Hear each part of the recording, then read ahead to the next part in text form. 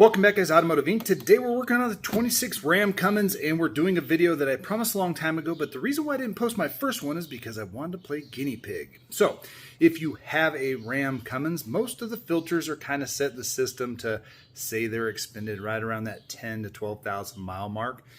Some people want to over-maintain, and I'm not going to kibosh that. However, it can get kind of pricey on these newer trucks, especially when you have two fuel filters and a nice OEM oil filter. That's some big money.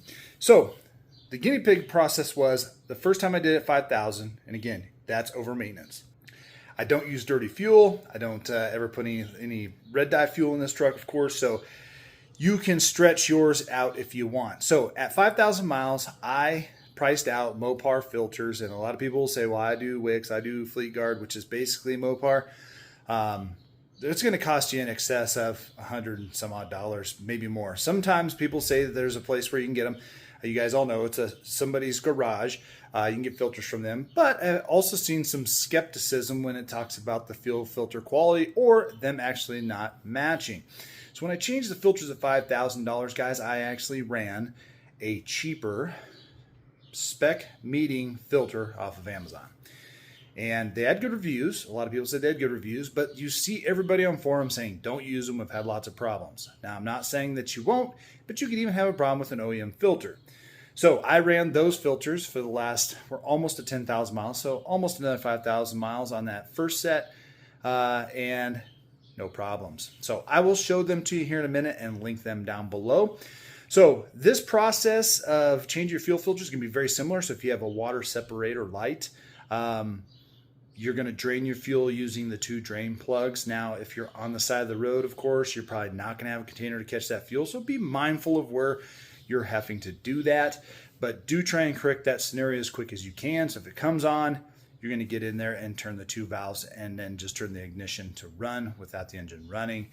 But this circumstance, we're changing the filters. So I'm going to give you kind of the step-by-step. I'm going to give you guys the tools that I use, the filters I use, and then you guys can do what you want to do. If you want to run a specific brand, you most certainly can. Before we get started, if you don't mind smashing that sub button, helps the small channel out, thumbs up, notification bell. And again, guys, I appreciate you guys always being here. All right, guys, so inside the driver's side engine compartment, you have your two filters there. Now, I'm going to encourage you to do one at a time, just so there's no chance of cross-contamination or dropping stuff in the other bowl while you're doing it, and that should be good. Now, down below, a little bit harder to see. Let's see if we can get you down there to see. All right. Once it focuses, you will see your two yellow water separator or fuel drain valves in the filter, so you'll need to access those. Now, some people want to know how hard this is. Well, depending on how much of a contortionist you are, you just need to get in there one way or another. Now, you can use your fingers if they will turn by hand, and we're going to be going counterclockwise on those, or they do have little Phillips head access points on there, so you can try that. Now, the first thing you need to do is if you're doing this in your garage, diesel is oily, it's messy, and it will stain your floor. It won't evaporate just like gas. It's always going to leave a ring underneath there. So let's get in there. I'm going to show you how I do it. All right, so I do appreciate Ram putting these in here instead of just putting the hose shorter. But right up underneath here, you'll see these two black tubes. Those are going to be your corresponding to each one of those filter housings drains. So as you can see, we have our front differential here and all this garbage. So that, if you're just going to drop your oil on there or your diesel, keep in mind, you're going to have it everywhere and it'll drip for days because diesel just does not dry up without actually cleaning it up. So what I like to do in this circumstance, I have a large Costco-sized sour cream tub, and you can see that you can kind of just squish it underneath there. And it'll sit right there. You get your two hoses in there, and then that'll sit right there. And then when it does, it's going to get a little diesel in there, of course, because we're draining it. You'll still be able to squeeze it and pull it right out the bottom, and then you can discard that in your recyclable oil pan and then recycle it later. Because diesel is basically oily, and you can just go in your oil pan. Now that we got that in there, now we know we're not going to make a mess underneath it. If you have a cottage cheese tub, something like that, don't use your wife's Tupperware or your husband's Tupperware. That won't make him happy. So now we got that. You can go ahead and drain the fuel in both, and that's just going to be by rotating those valves to drain that fuel down. So down inside there, guys, I used my little stubby Phillips head. Again, the first time I did them, I was able to turn them by my fingers. I don't know if I got weaker, or of course, as more heat and stuff went through there, maybe that's the deal. I don't know. That back one, let's see if we can get you zoomed in here. So that back one's a little bit more of a pickle to get into, and you have a random wire that's right next to it, so don't be banging around in there with stuff. If I can turn it in there, it's a little bit hard to see that wire, but you can see our silver or stainless elbow right there. Now, those are currently draining. Again, I was able to get in there. However, the first one I could use my right hand. The second one, it's just tight. I had to use my left hand.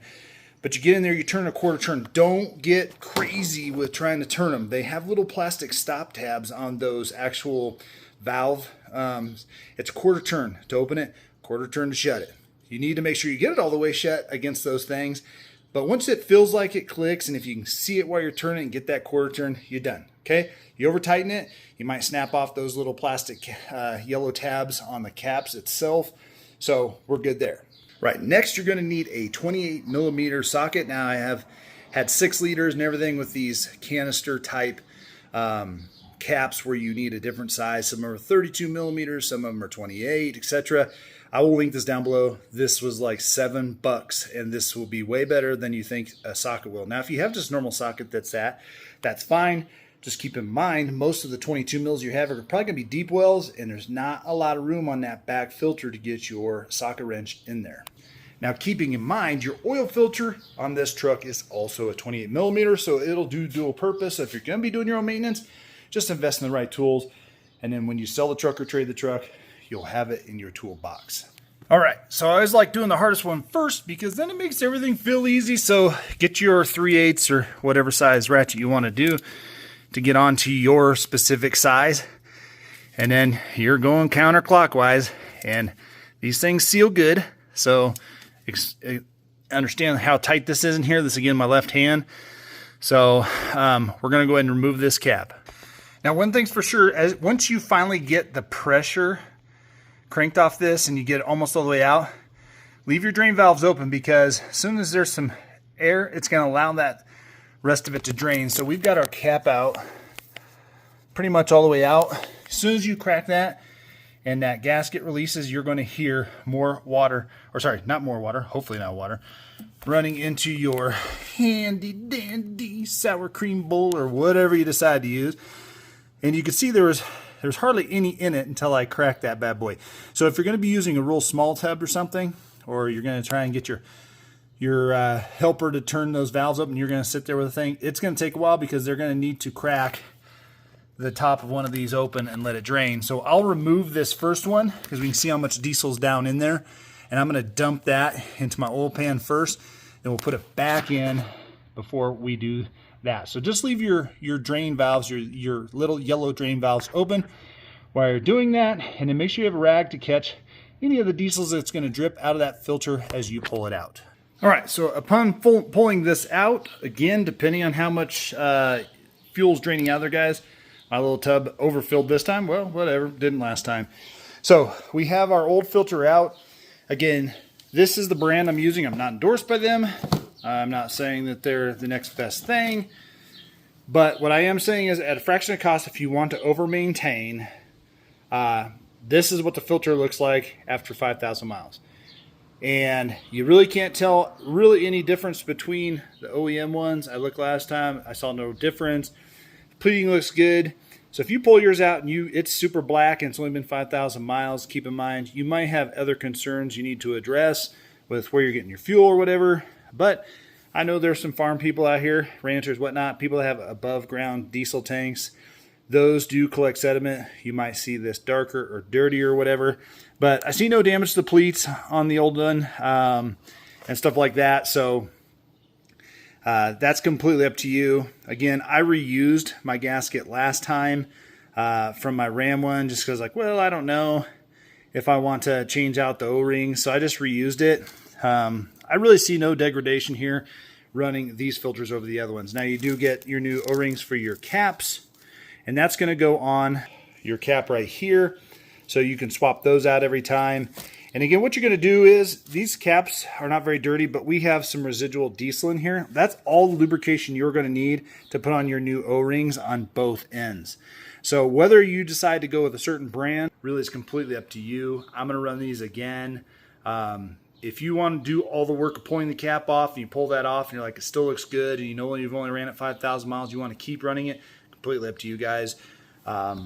This being like under 40 bucks, and they actually even make the oil filter too.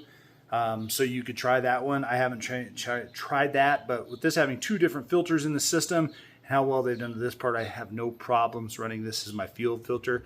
And 5,000 mile intervals, I think, is a little excessive anyway, but this makes it a lot cheaper, being basically under 40 bucks, especially because they have their lightning deals. So we're going to go ahead and just put some diesel out of the cap on this lower O-ring here. This time I'm going to leave their O-ring on. The construction of the filters isn't a big deal, and then we'll use some of the diesel to use this. Now, to get this O-ring off, you can use a metal pick, you can use your fingers, whatever you want to do. So I'm going to go ahead and get that done and get it set up. All right, once you do that, you want to go ahead and just wipe that out with a lint-free cloth. You can use paper towel if you have good paper towel that doesn't leave lint. You're going to take your new filter and you're going to push it in there and seat it in there good. Don't start it and then try and use the cap to push it down. You'll feel it. You'll be able to wiggle it in. You'll hear it go thunk or click or whatever. That's where you want to stop. You're good to go there. Do not pre-fill your filter bowls with diesel. Just leave them where they are. So once you got that new filter in, go ahead and shut that drain valve completely down there, the yellow one on that one. Then we're going to put our cap on.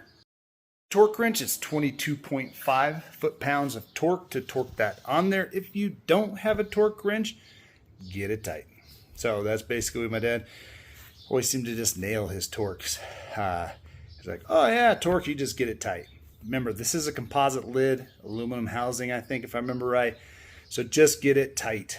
But I have a torque wrench, so we'll do 22.5. Now, if you guys want to double check any of this, head over to your owner's manual, and because most trucks don't come with an owner's manual, it'll be in your digital glove box on the app, and you can look there. So we're going to go ahead and tighten this down. We'll make sure the yellow drain valve is done, and then just after that, the process is exactly the same for the front filter. So we'll come back here in a minute once I get the second filter swapped out, and then I'll show you guys how the new Ram does its priming. All right, guys, so we got the new filter in. Now the next step is in the truck.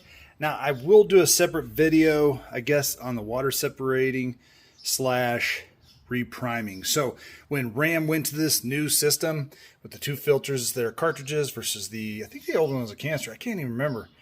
That one was easier. This one is hard to get into. It's hard to get the caps off, so that's why it's important that you put some diesel on there when you assemble them.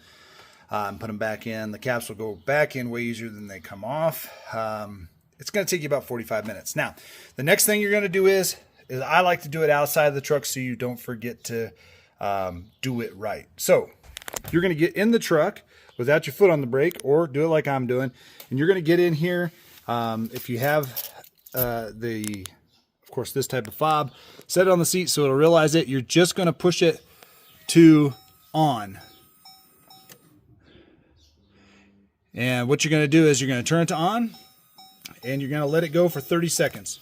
You'll hear that the pump is priming, and it's going to self-fill those bowls. That's why you don't do it. So you can hear the sounds petered out.